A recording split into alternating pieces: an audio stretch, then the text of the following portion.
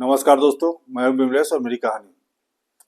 बात पुराने समय की है। एक राज्य में एक राजा रहते थे जिनका नाम धर्मराज था। वे बहुत ही न्यायप्रिय और दयालु राजा थे।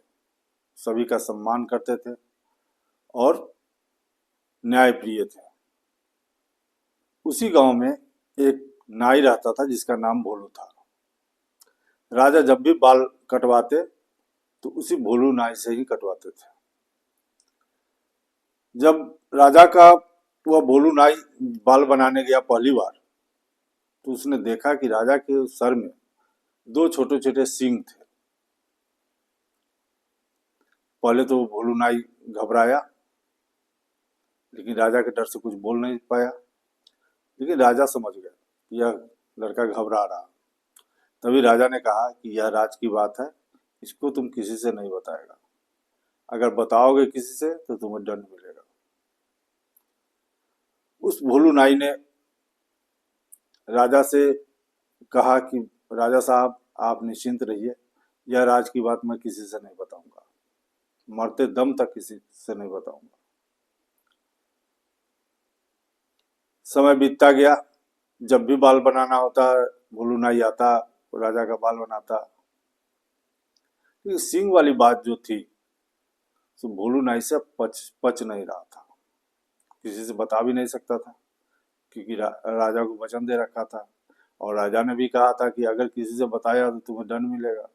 उस डर से किसी से बता भी नहीं सकता था और वो पचा भी नहीं पा रहा था इस बात को। वह कुछ असहज रहने लगा। एक रोज राजा का बाल बनाने आया। बाल बना करके वो निकला अपने गांव जाने के लिए। रास्ते में जंगल पड़ा। धूप बहुत तेज थी। उसने कुछ देर आराम करने के लिए एक पेड़ के नीचे सो गया। सोया तो उसे नींद भी आ गई। कुछ देर के बाद जब उठा तो उस नाई ने सोचा कि क्यों न इसी पेड़ के सामने मैं सारी बात बता दूं, जो कि हमारा मन थोड़ा हल्का हो जाए, क्योंकि पेड़ तो किसी से कुछ बोलेगा नहीं। उसने उस पेड़ के सामने सारी राज की बात बता दी कि राजा को दो सिंह हैं और मेरे सिवा कोई नहीं जानता है, इसीलिए मैं यहाँ पर बोल रहा हूँ, क्योंकि इस बोझ से मैं दबा जा रहा था। जब तक मैं बताता नहीं तब तक हमें चैन नहीं थी, इसलिए मैं बता रहा हूँ। इतना कहकर उसने हंसने लगा और वहां से चला गया अपने गांव। कुछ समय बाद वहां एक लकड़हारा उस जंगल में लकड़ी काटने के लिए आया। तो देखा कि पेड़ तो बहुत अच्छा है, बहुत अच्छे नस्ल का है। उसने सोचा कि इसको बेच के हमें अच्छे पैसे मिलेंगे। उसने उस पेड़ को काट दिया। काट करके बाजार ले गया कारपेंटर के पास बेचने के लिए। वह कारपेंटर जो था केवल ढोल बजाता था, बनाता था। ढोल बनाता और उसे बेचता था। उस कारपेंटर ने उस लकड़हारे को अच्छे पैसे दिए और लकड़ी अपने पास रख लिया। उसे छोटे छोटे टुकड़े करके ढोल बनाया और ढोल को बाजार में जाकर रखा और बेचने के लिए। वहाँ बहुत सारे लोग आए। ढोल को देखा, ढोल बहुत सुंदर बना हुआ था। उसकी आवाज भी बहुत सुरीली थी। जो भी आवाज सुनता कुछ देर रुक जाता। और जो ढोल बेचने वाला था वो बार बार ढोल को पीटता था।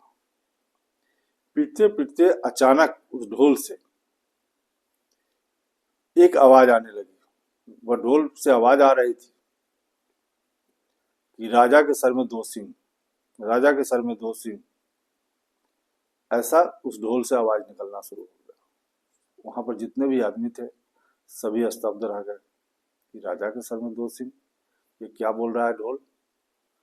ढोल बेचने वाले को भी कुछ समझ में नहीं आ रहा था कि इस तरह की आवाज क्यों निकल रही है। धीरे धीरे ये बात राजा तक पहुंच गई।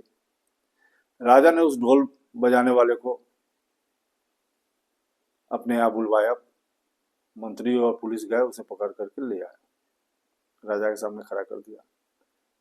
वह ढोल बजाने वाला गिड़गिड़ा रहा था कि राजा साहब, इसमें हमारी कोई गलती नहीं है। हमने तो ये ढोल बजाने का लकड़ी लकड़हारे से खरीदा है और मैं हमारा पेशा है ढोल बनाना और बेचना।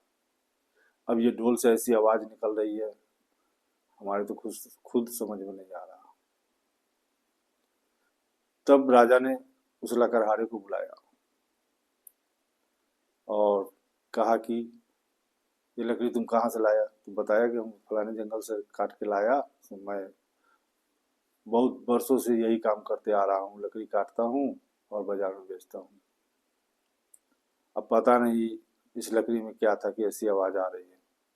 वो भी डर के मारे खड़ा था, सर लटकाए हुए। तभी राजा के समझ में कुछ कुछ कुछ आने लगा। राजा सोचा कि उस जंगल में एक जादुई पेड़ था, उसी की लकड़ी है और इसको किसी ने बताया। तभी राजा का ध्यान गया उस भोलू नाई पर, क्योंकि भोलू नाई के अलावा ये बात कोई नहीं जानता था। भोलू नाई को बुलवाया। भोलू नाई राजा के सामने जो ही आया, सर झुका करके राजा का पैर पकड़ लिया और कहा कि हमें माफ कर दीजिए, हमने किसी मनुष्य को तो नहीं बताया, लेकिन हमारे पेट में ये बात पच नहीं रहा था, सींग वाली बात, इसलिए मैं इस पेड़ को बताया। मैं यह सोच करके बताया कि पेड़ तो किसी से बोलेगा नहीं, पेड़ तो जंगल में खड़ा रहेगा। अब हमारे समझ में ये नहीं आ रहा है कि ढोल क्यों बोल रहा।